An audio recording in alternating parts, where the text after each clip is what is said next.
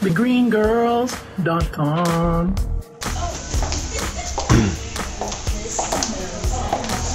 Gorgeous kitchen. Thank you. Yeah, obviously the This kitchen. is a fridge, right? This is, because the size of the home, this is meant to be a home for a larger family, so we have a standalone freezer and refrigerator.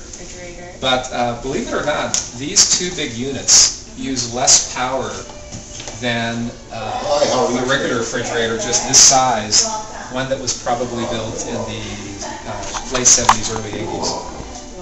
They're just building them that much more efficiently. And just as a general guideline, I think the safest thing to do as a consumer is just look for an Energy Star rating appliance.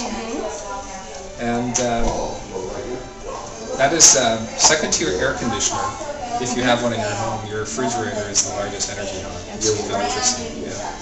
I really like that.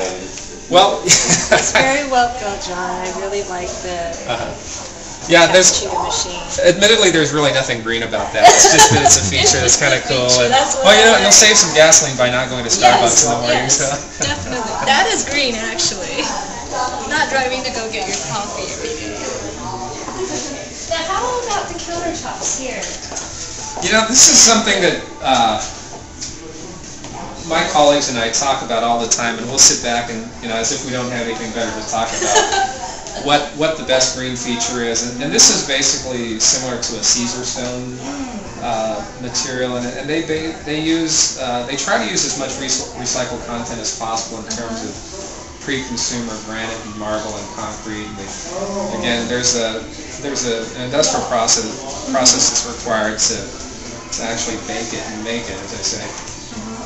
But in the rest of the house, this is the only place where you'll see this Caesar stone. The rest of the home, I've concluded that the most organic and natural material that you can use is just natural stone, granite and marble. So in the bathrooms, for example, that's what you'll see. Okay.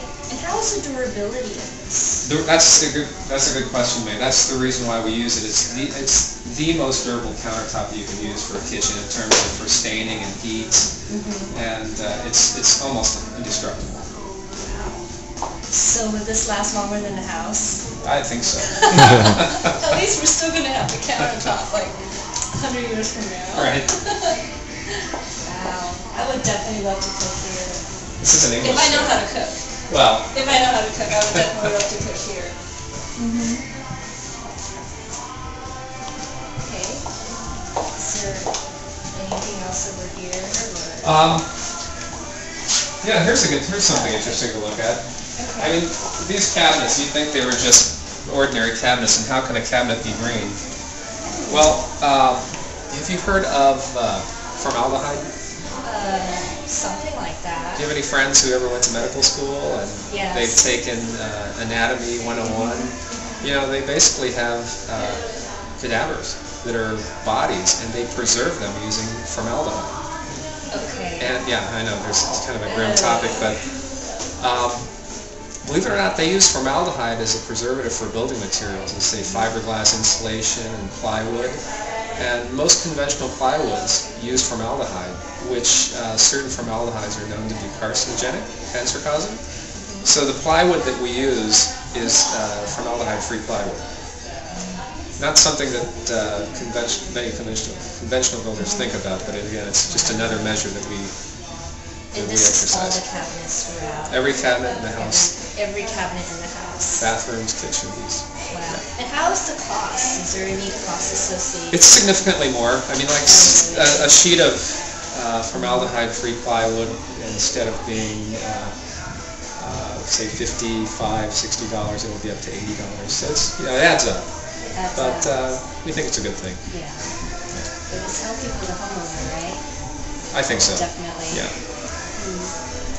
Something to think about too is when we're building our homes a lot tighter.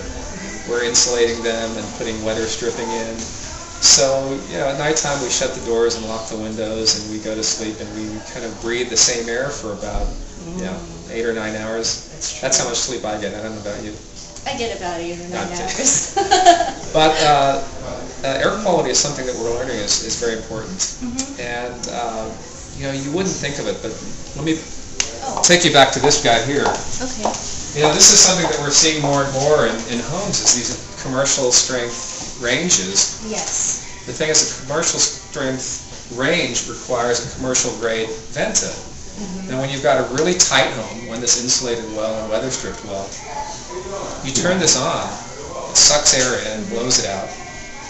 Simple physics requires that new air has to come in to replace that. But when we've got a tight home, guess where that air is going to come from? Things like, places like the attic, the fireplace, or what's worse yet, maybe the garage. We have an attached garage, and if you don't weather strip it and seal it properly, most homes have things like lawnmowers and pesticide and all those things. And that's the air that you're bringing into this home where your family is sleeping for 8 hours. I know that sounds really awful, but there's more to the building of the science of building than one may think. And in this house we have what's called a fresh air exchange system. So it's pre-programmed, so basically it recycles new or fresh air in on a periodic basis. How do you do that? Well, let's go upstairs, I'll show you. Let's go up and check it out.